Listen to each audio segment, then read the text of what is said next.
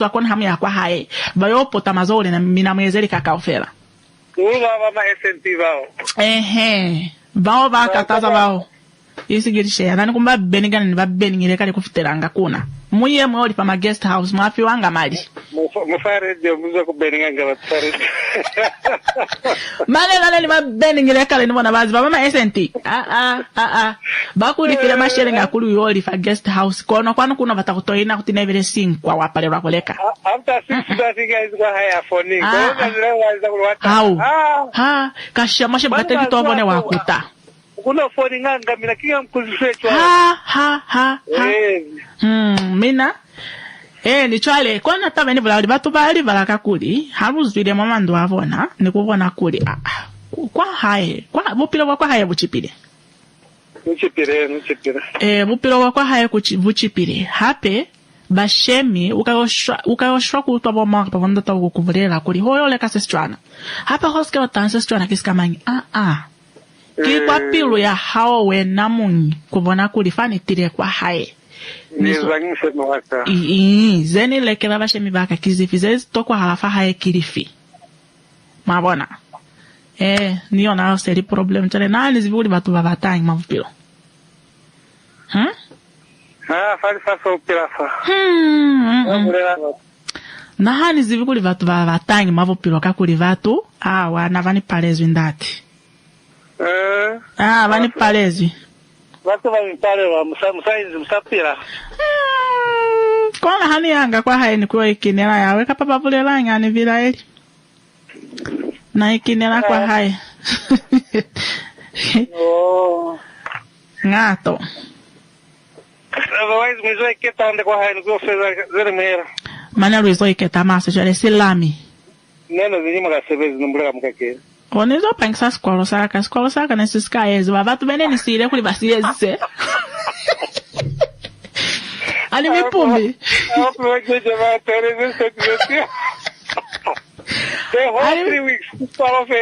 au nizo pangisa skolo saka nisali kwa sisi ya January bopita sikwalo saka nisali kwa sisi ya January Sikwalo inge nivuza viki navuza sikwalo saka hakuna mane viki ya ninge kuli viki etahana ya senma vulela kuli nikatoe pangisizo sikwalo saka se ukakuli kele nikatala kuna mivuzanga nako ninako mundifafela ma stories nizo pangisa sikwalo saka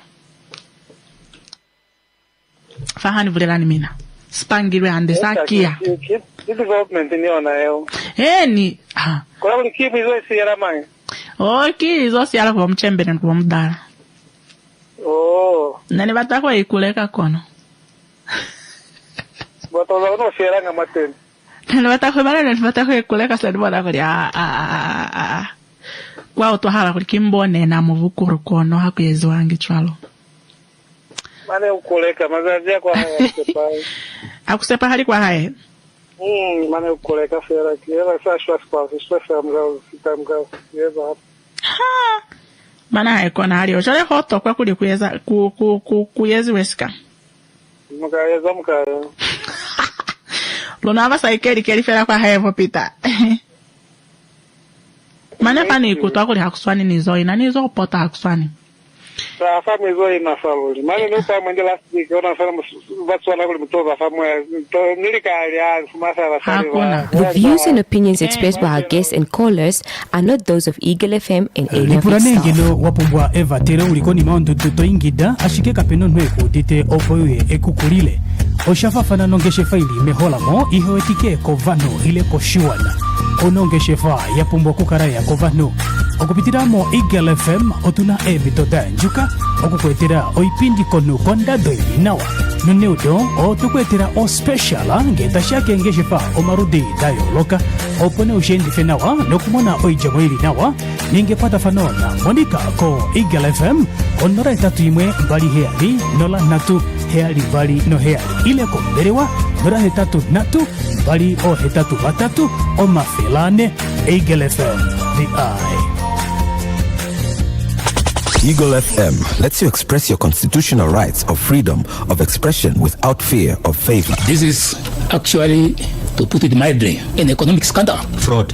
Not fraud, it's a scandal.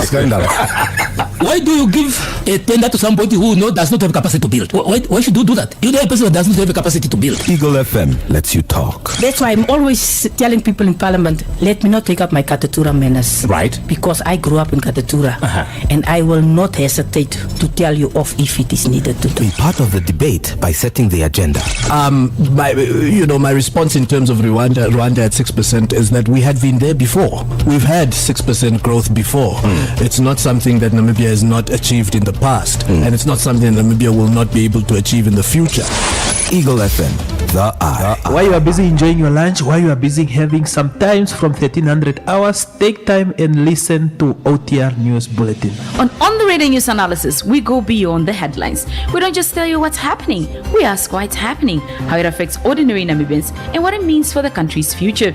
We examine the structures behind news, connect policy to people's lived realities, and bring in expert voices to make sense of where Namibia is heading.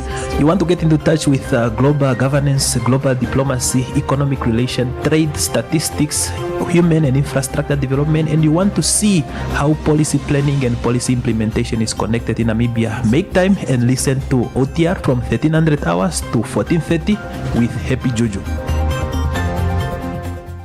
Eagle FM, the eye. Good afternoon, ladies and gentlemen. Welcome to the Radar News Bulletin with me, David Shombe. It's that time of the afternoon that we look at affairs of business, economics, policy, trade, and everything that affect our bread and butter. It's a Tuesday. It's a cold Tuesday of the 11th of August 2026. We are progressing at an understandable pace, especially looking at moving toward the end of the year. We are looking at the affairs of business and economic affairs.